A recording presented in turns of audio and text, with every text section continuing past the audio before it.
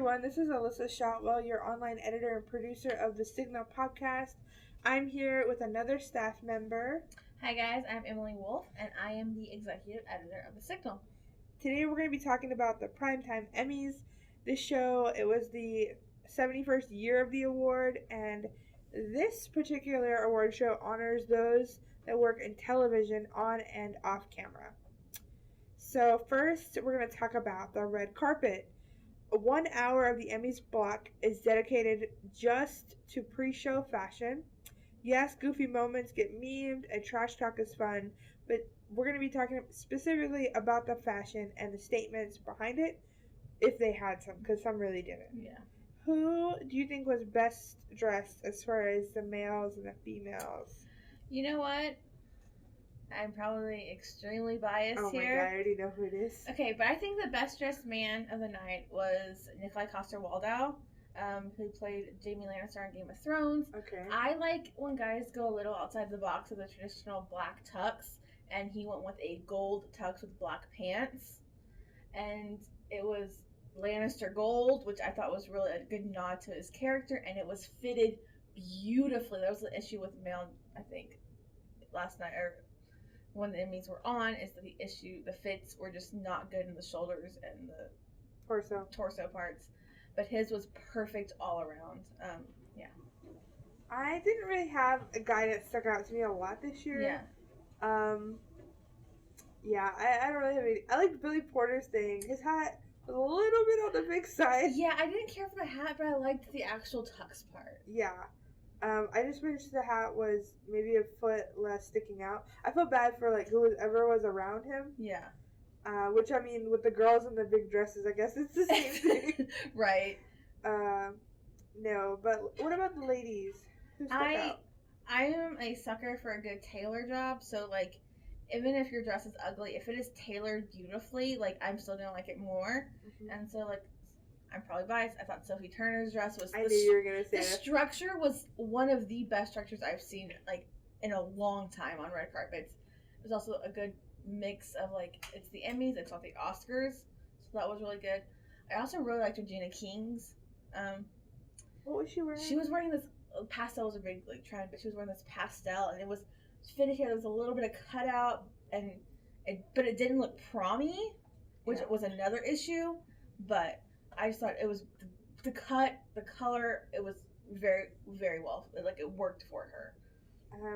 I had a few favorites, but I think one of my tops, I actually didn't see in the pre-show. Mm-hmm. I think it's because I was 15 minutes late. Yeah. I'm not sure, but Zendaya's dress? Oh, she came in late.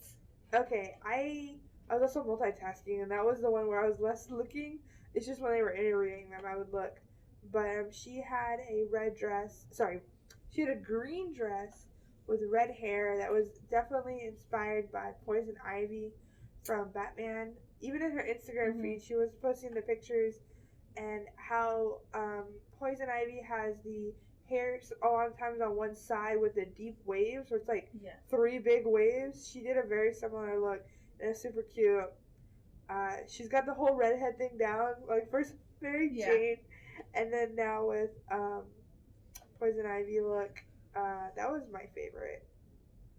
Do you have any trends that you saw that you didn't like? So this is not exclusive to this year's, but this year had a lot of issues with the tailoring around the boobs. I know it sucks that girls have to go through this extra step to make sure, but please structure your dress around your boobs. If you have a loose fitting, it looks like your boobs are bigger. If it's not tight enough, if it's too tight, it looks like it looks like someone ordered this this gown or outfit or whatever, and they decided not to go with it, and you waited the last minute and you try to squeeze yourself you try to fit into that costume. You feel somewhere too small around the bust. Yeah, so Niecy Nash? Was it Niecy Nash? I don't remember what she was wearing. She was wearing a Kristen Siriano, whom I usually like, but the boobs were just too tight there. Mandy Moore, and Mandy Moore's was just too low cut without having any kind of support. The girl from The Good Place, what's her name? Jamil. You didn't like hers? The boobs didn't fit. I feel It like bothered me the whole night. If you're gonna do a one like shoulder, you have to have a lot of structure in the boob, and it was too bulky, and it didn't support her unsupported boob. I didn't see any structure in that part at all, but I kind of liked how it was cinched and kind of. It reminded me of like it looked like a fancy comforter. Yeah, no, the bottom part was really nice, and like, I think the dress was a gorgeous dress. It needed like one extra fitting to like do it well. Another issue I had with it were people who didn't dress for the Emmys. It's not the Oscars, and it's not the VMAs. And I know, like, the Zendaya dress, like you're saying, that is not an Emmy dress. That is an Oscars after party dress. It's also a Golden Globe esque dress. And so just dress for the Emmys, guys. She has to show her leg though. Did you see that? Yeah, you can show leg, but like. Well, like that's her thing, is to have the slit. I know she can have the slit and then have like. Maybe not have like the corseted section, or like not have it like the see-through corseted section. Like have that a whole. You need. My only thing is, I wish there was something a little bit more from where the corset began, and the slit started. Not that I thought it was too revealing. That wasn't the problem. It just, you needed a little something. Yeah, but not a belt. I saw some ugly belts. That was my biggest issue. Is a lot of the belting. Even of the hosts of the red carpet had some problems. So let's talk about the winners really fast. So looking straight at the numbers, there's clear winners for most nominations and most wins. Notably, HBO. I was thinking like, well, yeah, show too, but a production company, HBO and Amazon, really stole the night. But when it comes to what will really be remembered, that really can't be quantified. So who do you think an individual or a moment won the Emmys, and what was that most memorable moment? So I'm very biased against Samsung, but when they had the nominees, because there's like 1,000 of them, all stand out and like say goodbye. That like I literally cried on that part. So I was just like, it was so emotional. But going back to like speeches and stuff, I thought Alex Bornstein's. For Maisel?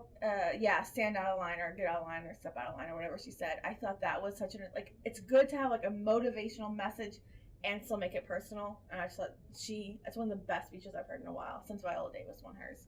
Yeah, her, and honestly, I think that like the women stole the night. Yes, there's categories only for men nominees, but when it came to ones in writing and stuff like that, and then the speeches, it was a ladies' night. Yeah, it was. My big thing was, I think, Billy Porter's win for Best Lead Actor in a Drama Series being, I think he's the first openly gay male, and then first black as well. No, it's first openly black male, because the guy, Jim Parsons, has one, and he's an openly gay man. Was he before he got it? Well, he's the first openly gay male to win any acting category. Okay. Not the first openly gay man to win an acting category. Okay. Because opening queer man to, because they've had that before. Because it's a big thing if you do it after, because this isn't as much as the case anymore, but before in the 90s and early 2000s, if you came out, like, bye-bye career. Yeah. So it is important no matter what, but especially to say, like, that you can be honest about it and still get to show stories like Peter that. Dinklage, who won for Best Supporting Actor in a Drama Series, mentioned that he's so grateful to live in or to work in a area that like celebrates diversity, and like with the exception of like Bill Hader and like Tony Shalhoub, a lot of the acting winners were someone like a marginalized group. A marginalized group of some kind. And the When They See Us boy. The When They See Us guy, Peter Dinklage. I mean, like, it's so funny now that we think, oh, it's just Peter Dinklage, but he said no one that looks like me would ever be on a stage if it weren't for this. And it's true. Like that is a very like marginalized. That's not a group that's not really talked about all that much. And they're like, oh, we got Peter Dinklage, we're good. But I think he really nailed that idea that like this is a area that like even though it's had diversity issues, it's sad that that's like this is like one of the most visible ways somebody from a marginalized group or that has physical or mental disabilities is going to be shown in a positive light. So last thing is, what changes, if any, would you like to see next year? I want to host. Really? Host. I love hosting because hosting makes it a show, where this is just like an award. I didn't like the commentator, but I don't think about I want to go to a host either. Yeah, no, I didn't like the commentator. I think you need, and I'm an award show junkie. Everyone's like, "Oh, what's your favorite season?" I'm like, "Award season." I love award shows, and a good award show has a host. Otherwise, it's not a show. It's just a program that is reading off it like award winners. And these are events to me. Like the Oscars is my Super Bowl. Like I need a host. It creates a flow that's not there. It wasn't there last night, and I thought, I don't know. I know that they've had some problematic hosts before, and that's like a thing that you can talk about. Like, oh, that person sucked. Like that's a good conversation to have, and it helps bring issues to light, because I guarantee you that there was that one-off joke about the Felicity Huffman, Lori Loughlin scandal. That would have been a bigger issue. Like it helps to, if you have a good host, it helps to bring issues that's happening. It makes them more visible. It was so weird the way that they framed him. I don't necessarily want a host, especially like I want the host to be funny, but I don't necessarily want them to be a big comedian. Like I'd prefer if it were a writer for a comedian, like how all the late night shows have like a team of usually 5 to 15 writers. I would love to see like one of them. But they need to do they have like the charisma to, that's a large issue, is that usually they don't. Amber does. I want her to be like, what? Amber, where she's like, Amber says what? On Fire? Yeah. Every time somebody wins, I want her to like react. That's me. I watch a lot of YouTube, that's why. But no, I feel like they usually use late night hosts because they are someone who can like carry things like that. Like most of them. That's the issue. I can't put James Corden to do everything, even though I want him to do everything. But there's different ways they can take it. But I need a host. I want something different. You say go back to a host. I say something either hybrid or different. I can't stand what they did with. First off, I don't like Thomas Lennon. We got into a Twitter beef once. It's cool. The guy who did the commentate, like the weird commentate. That's not his name. His name was Thomas Lennon. His name's like Truliago. I don't want to mess it up. It's Thomas Lennon from Brooklyn Nine-Nine. No. The guy from Brooklyn Nine-Nine. No, it wasn't. They look alike. It's not the same person. That's Charles Boyle. No. That's what.